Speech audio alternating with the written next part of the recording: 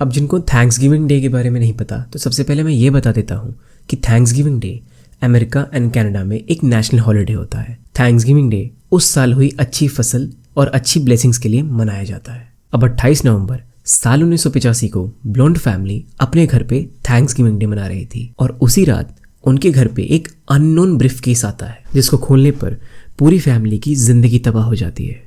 आखिर क्या हुआ होगा उस फैमिली के साथ। नमस्कार दोस्तों, मेरा नाम है सेजल आर्यन सिंह और आप देख रहे हैं द मिस्टीरियस 329।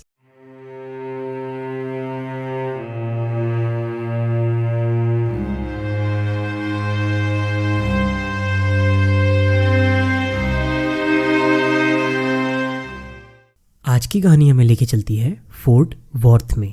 फोर्ट वर्थ एक शहर है जो कि यूएसए के स्टेट टेक्सास में आता है। फोर्ट वर्थ टेक्सास की 5th मोस्ट पॉपुलस सिटी है। इतना ही नहीं, ये यूएसए की 13th मोस्ट पॉपुलस सिटी है। फोर्ट वर्थ 19th सेंचुरी में अपने काउबॉय एंड काउगर्ल की पॉपुलेशन के लिए फेमस था। फोर्ट वर्थ बेसिकली अपने ट्रांसपोर्टेशन, मिलिट्री सेंटर्स और बिजनेस के लिए फेमस है। यहाँ के म्यूजियम्स भी बहुत ज़्यादा फेमस है और इसका सबसे बड़ा रीज़न ये है वहाँ पे पुरानी काउबॉय एंड काउगर्ल से जुड़ी बहुत सारी चीज़ें देखने को मिलती हैं। अब हमारी कहानी स्टार्ट होती है 28 नवंबर साल 1985 को। फोर्ट वर्थ शहर में ही छोटी मोबाइल होम कम्युनिटी थी। ये कम्युनिटी लेक वर्थ के किनारे पे ही बसी हुई थी। उन्हीं में से एक छोटे मोबाइल होम में रहती थी ब्लोंड फैमिली। इस फैमिली को यहाँ रहते ज़्यादा टाइम नहीं हुआ है और आज ये लोग इसीलिए गैदर हुए हैं क्योंकि आज थैंक्सगिविंग डे है। Blonde family lower class families में से एक थे। उस फैमिली में से एक थी सूजन और उनका ये कहना था कि उनकी फैमिली पूरे दुनिया के सबसे गरीब परिवारों में से एक है। इसी साल की शुरुआत में ब्लोंड फैमिली सिएटल से टेक्सास शिफ्ट हुई ताकि परिवार के पिता, जिनका नाम जोय था, उनकी वो लोग हेल्प कर सके। सूजन और जोय हस्बैंड वाइफ थे। उन दोनों के ही पास पैसे बहुत कम थे, लेकिन फिर भी वो चाहते थे कि वो अपने 2 टीनेज बच्चों को एक डिसेंट हाई स्कूल में भेजे और इसी वजह से वो लोग hill top mobile home park में शिफ्ट हो गए। उस थैंक्सगिविंग डे के दिन उनके पास उनके घर पे टेलीफोन लाइन ही नहीं थी। वो लोग उसका बिल नहीं पे कर पा रहे थे और इसी वजह से टेलीफोन कंपनी ने उनकी लाइन बंद कर दी है। उनके पास उस दिन जोय के भाई और उनके बेटे को अपने घर रखने के लिए फर्नीचर ही नहीं था।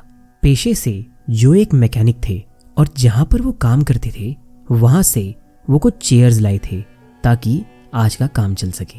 एक फेस्टिवल तो आखिरकार फेस्टिवल ही होता है और फेस्टिवल पे सबसे जरूरी चीज होती है फैमिली और उनसे अच्छे संबंध, जिस मामले में ब्लोंड फैमिली बहुत ही अच्छी थी। जोय के भाई का नाम था रे। वो यहाँ पे अपने बेटे माइकल के साथ आए हुए थे। काफी सालों से ये लोग एक दूसरे से मिले नहीं थे, इसीलिए अपने रिलेशनशिप को सुधारने ये लोग आज यहाँ पे आए हैं। एक चीज मैं आपको बता दूं, रे और माइकल हमारी सूजन और जोय से थोड़े फाइनेंशियली अच्छे हैं। जोय ने अपनी लाइफ में बहुत स्ट्रगल किया है क्योंकि उन्हें नशे की आदत थी और जिसे छोड़ पाना उनके लिए बहुत ज्यादा मुश्किल था और इसी वजह से वो किसी भी जॉब में ज्यादा दिन तक टिकते नहीं थे। लेकिन पास के ही मैकेनिकल शॉप में उनको एक अच्छी जॉब मिल गई थी। इस पर उनका ये भी कहना था कि वो अपनी आगे की सारी जिंदगी इसी शॉप पर काम करना चाहते थे क्योंकि यहाँ का माहौल बहुत ज्यादा अच्छा था और इसी वजह से सूजन के कंधों पर से एक बहुत बड़ा बोझ खत्म हो गया था क्योंकि बहुत सालों से उन्होंने ही इस फैमिली को चलाया हुआ था। सारी रिस्पॉन्सिबिलिटी सूजन के ही कंधों पर थी और सूजन जॉब करती थी एक इंश्योरेंस एजेंसी में। भले ही वो फोन का बिल न पे कर पाई हो, लेकिन हर महीने टाइम से वो घर का किराया पे कर देती थी। ब्लोंड फैमिली का थैंक्सगिविंग डे का दिन बहुत अच्छा बीत रहा था। लगभग शाम के 6 बजे रे वापस अपने घर पे चले जाते हैं, लेकिन माइकल अभी भी वहीं पे था। जोय और सूजन के 2 बच्चों का नाम एंजेला ब्लोंड और रॉबर्ट ब्लोंड था। रात के 9 बजे जोए, एंजेला, रॉबर्ट और माइकल ने ये डिसाइड किया कि वो पास के ही कन्वीनियंस स्टोर में जाएंगे ताकि वहां जाकर खाने के लिए कुछ स्नैक्स ला सकें। जोए अपने लिए कुछ बियर भी लाना चाहते थे।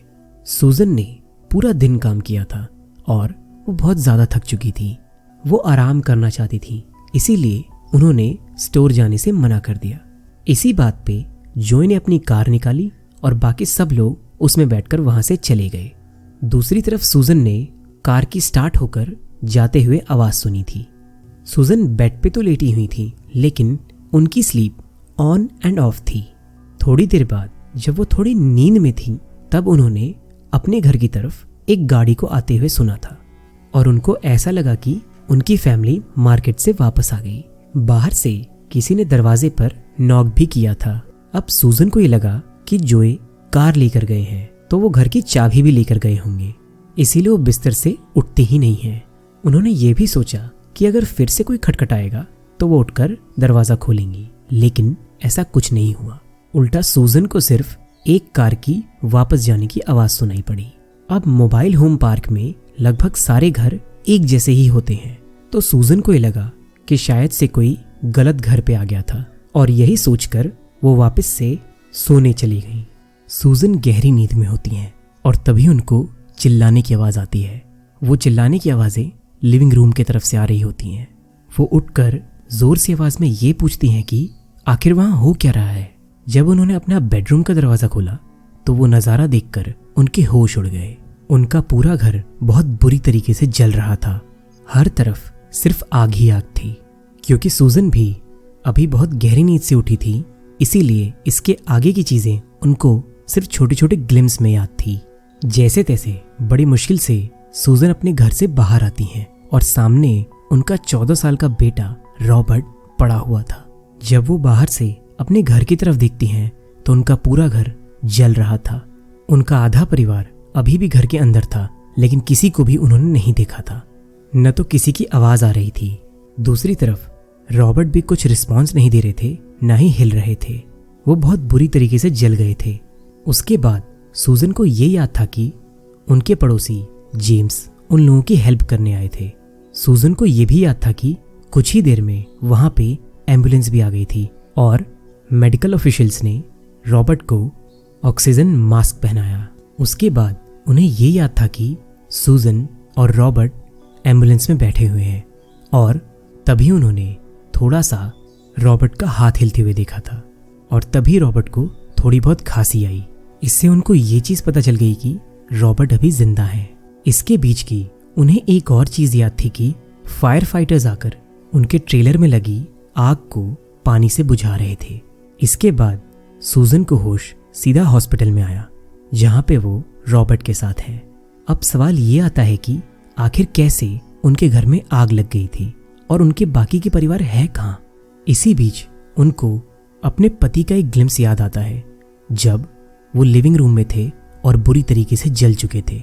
हॉस्पिटल के लगे टीवी में सूजन के ट्रेलर की न्यूज़ चल रही थी, जहां पे रिपोर्टर्स उन पड़ोसियों का इंटरव्यू ले रहे थे जिन्होंने उस इंसिडेंट को होते हुए देखा था। टिम टॉर्टेला नाम के 29 साल के आदमी, जो कि ब्लॉन्ड के पड़ोसी थे, उनका इंटरव्यू चल रहा था।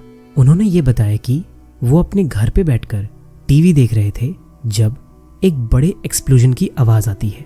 उन्होंने ये बताया कि वो कुछ डायनामाइट जैसा लगा था और उसकी वजह से उनका ट्रेलर भी बहुत बुरी तरीके से हिल गया था। बिना किसी चीज का इंतजार करे टिम अपने भाई शॉन के साथ एक्सप्लोजन की तरफ गए। सबसे पहले उन्होंने वहां पर रॉबर्ट को देखा और शॉन तुरंत रॉबर्ट के पास चले गए।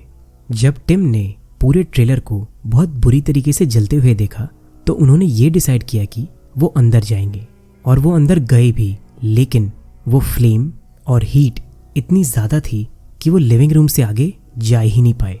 दूसरी तरफ सूजन को याद नहीं था, लेकिन टिम ने इंटरव्यू में ये बताया कि सूजन ने ही ये बताया था कि उनकी फैमिली लिविंग एरिया में है।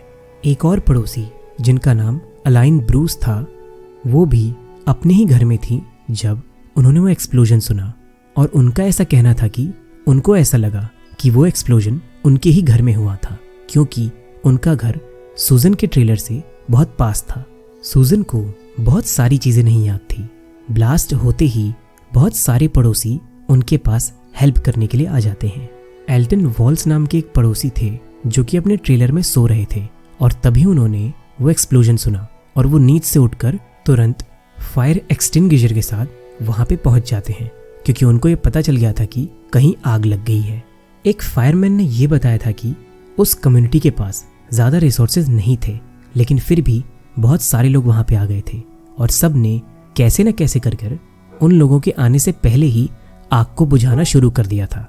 लेकिन अंदर मौजूद फैमिली के लिए ये काफ़ी नहीं था।